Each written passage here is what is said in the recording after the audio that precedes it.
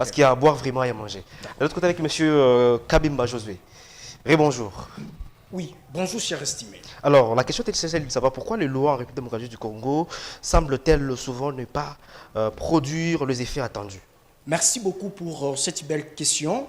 Mais permettez de commencer avec Jupiter avant de déshabiller Saint-Pierre. Est-ce que faut-il ici dire que si la RDC ne marche pas, il est question de loi ou de règles? Mais ici, il y a question justement, la question d'hommes qui savent comment respecter des lois rédigées par les experts.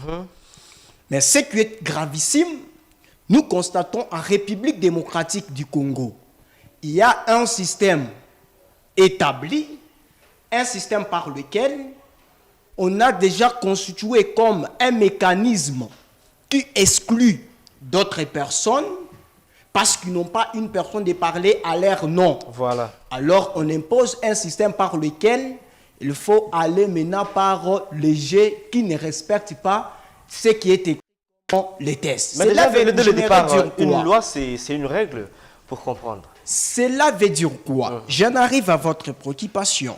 On achève avec la réflexion. Vous allez comprendre. On a un système qui n'impose pas de respecter la loi. Mais on a un système qui détourne l'attention de ceux qui doivent respecter la loi. Je vous donne une démonstration en titre d'exemple.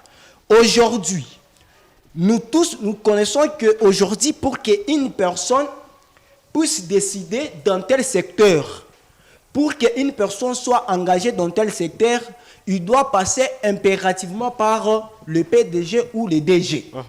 Mais aujourd'hui, il y a un système imposé. Pour être engagé, il faut passer par un appel. Est-ce que c'est là nous respectons les règles? Non. On ne respecte pas. Alors moi, je pense qu'aujourd'hui, la RDC n'arrive pas à avancer parce qu'on ne respecte pas les tests. Alors moi, ce que je peux dire ici, pour le moment, nous devons d'abord respecter les tests en brisant les systèmes d'où il faut commencer à respecter les tests. On passe par des circuits, des canaux. Voilà. C'est ce qui pousse que la RDC ne puisse pas avancer. La corruption, en quelque sorte. Aujourd'hui, on soulève la question de la corruption. Aujourd'hui, la corruption est même morale et mentale. D'où vous remarquerez. Mais déjà, la jeunesse est dans ce lot de la jeunesse, il est dans un système par lequel nous sommes en train de chercher à briser. Parce qu'avec le même système que vous voyez, si on ne le brise pas, demain ou le lendemain, on va commencer toujours à changer les tests et les normes et les décisions à la fin. Nous continuons toujours dans le même bouillabaisse.